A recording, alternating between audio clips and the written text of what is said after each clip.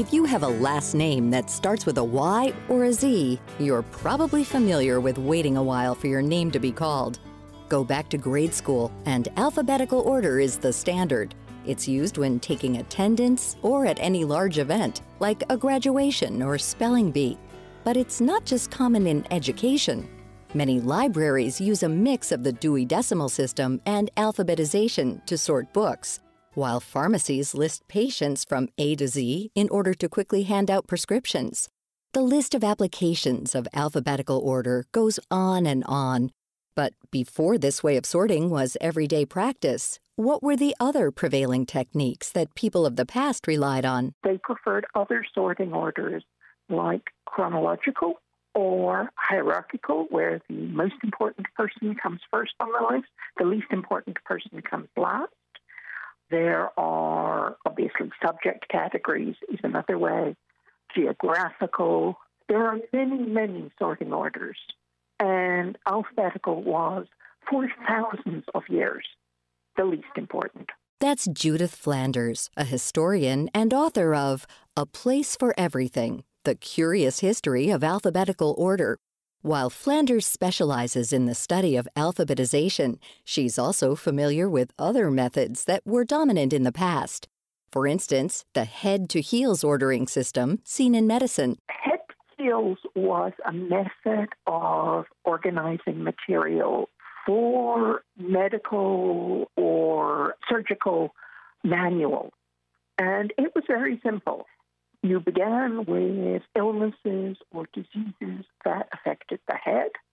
So you would start with, say, headaches and what might cause them, or trouble with your eyes, and move down to your nose and your ears and your mouth, and you would gradually move through the body until you got to whatever the diseases of the foot might be. The head-to-heels method worked exceptionally well because everyone's body is structured in the same order. However, today, this way of organization is rarely seen. Instead, many medical and surgical indexes are alphabetized since it's faster and a more universal method that anyone with any background can understand. The thing about alphabetical order is that it is the only sorting method that has so far been devised where the person looking things up doesn't need to know anything. If you're looking up Sydney, you don't need to know it's in Australia. You just look up F. While it's a straightforward way to find the right information quickly, Flanders says the early history of alphabetical order is murky because there isn't much written evidence left. However, there are clear signs that show when people first started writing down the alphabet, and this dates back thousands of years. As far as we know, alphabetic writing developed in Upper Egypt in an area called the Western Desert in about 2000, 1500 BC.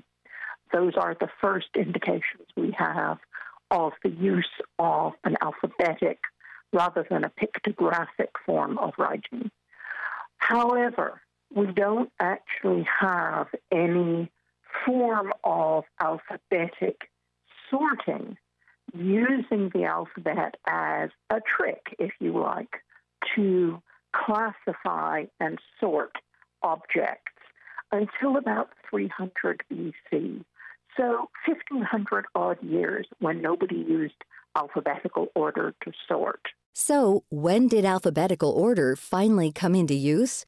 Historians theorize that it was first put into practice at the Library of Alexandria in Egypt that held thousands and thousands of papyrus scrolls.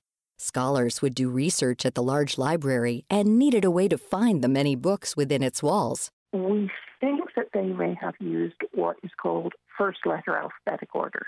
In other words, all the books written by authors whose name began with an A over there, all the books with the author's name that began with a B over there. We didn't use any of the other letters in the author's names, just the first letter. And after that, alphabetical order was known as a sorting order, but it wasn't much used. It was basically something that didn't interest anyone. The Greeks knew of it, the Romans knew of it, but nobody used it much. Flanders notes that even these accounts are just a theory. Historians really don't know exactly when alphabetical order came into use because the papyrus was rewritten again and again over time. Papyrus as a writing medium is not very durable. It lasts maybe 100 years, maybe a little longer. So for anything to have survived pre the regular use of parchment, it means that whatever the book or document or record was, it had to have been copied over and over every 100-odd years through the centuries. And, of course, what happens if something is copied, somebody looks at, say, a list of books and thinks, oh, well, I can organize that better. That's a really weird way of organizing it. And so we call it copying, but they reorganize it.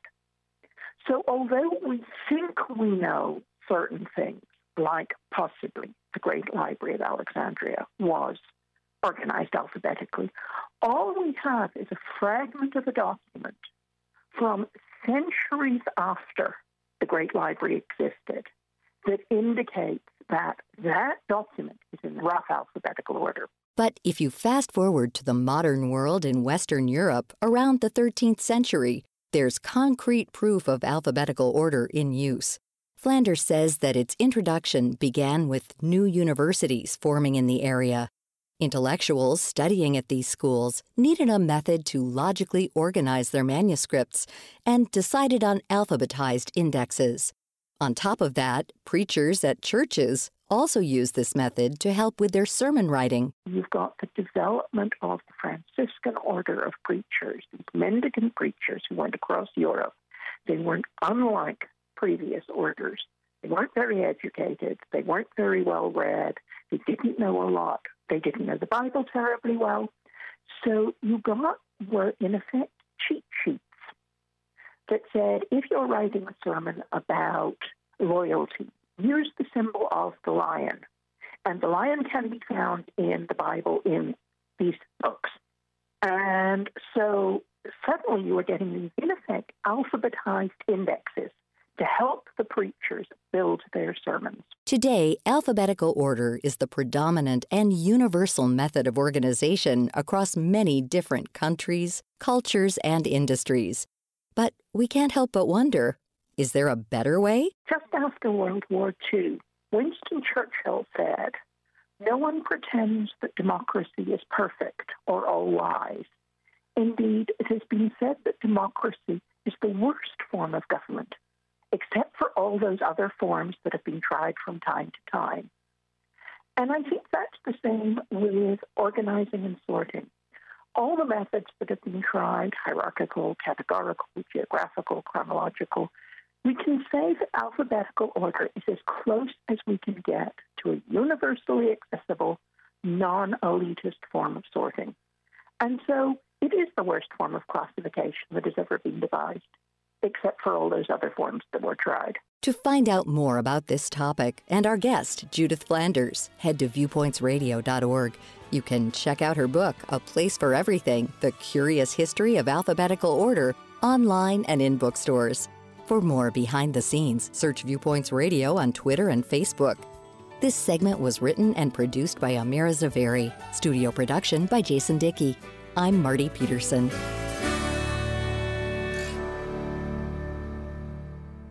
Viewpoints returns in just a moment. Saving for taxes is hard for many business owners, perhaps especially independent contractors, artists, and entrepreneurs. Some business owners simply can't stop themselves from spending all the money as it comes in, then incurring more and more unsecured debt to pay their taxes and other obligations. Those businesses are sinking, even if they don't know it yet. But help for debtors is available now. Business Debtors Anonymous is a 12-step recovery program with meetings every day where members support one another as they stop incurring new unsecured debt. At meetings, recovering members share how their lives have been transformed. Their stories will be reassuringly similar to your own. This 12-step program offers hope, clarity, and serenity, along with immediately usable tools to support better management of your personal and business finances. Find more information and request free program literature at helpfordebtors.org. That's helpfordebtors.org. Limited availability of COVID-19 vaccines means testing will remain important for work, travel, and preventing disease spread. A recent national survey shows widespread confusion about COVID-19 testing. Less than a third of people surveyed know the difference between PCR-based and rapid antigen-based technologies, and more than half say it doesn't matter what kind of test you get. Dr. Manoj Gandhi, Senior Medical Director at Thermo Fisher Scientific, which commissioned the survey, says accuracy doubts could keep people from being tested at all. Nearly two-thirds of those surveyed believe COVID-19 tests can be wrong as much as half the time. PCR tests are designed to detect SARS-CoV-2 with high sensitivity. Understanding when to use PCR tests is imperative to knowing your COVID-19 status and safely getting back to life's routine activities. Nearly three-quarters of Americans say they'd choose a COVID-19 test with the most accurate results, even if they have to wait a little longer. Find out more at covidtestinginfographic.com. And that's Viewpoints for this week. Viewpoints is a production of MediaTrax Communications. Follow us on Twitter, Facebook, and Instagram to learn more about upcoming shows. And find a library of past programs on Apple Podcasts, Google Play, and Spotify. Plus, you'll always find previous segments and more information about our guests at viewpointsradio.org. Join us again next week for another edition of Viewpoints. Coming up next week. We had to keep a lot of empty beds in anticipation of the worst, which is what we do. I mean, we prepare for the worst and hope for the best. The mental toll of being on the front lines of a year-long pandemic.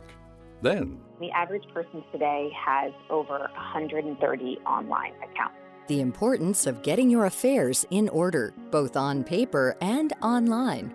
I'm Marty Peterson. And I'm Gary Price. These stories in depth on your public affairs magazine, Viewpoints.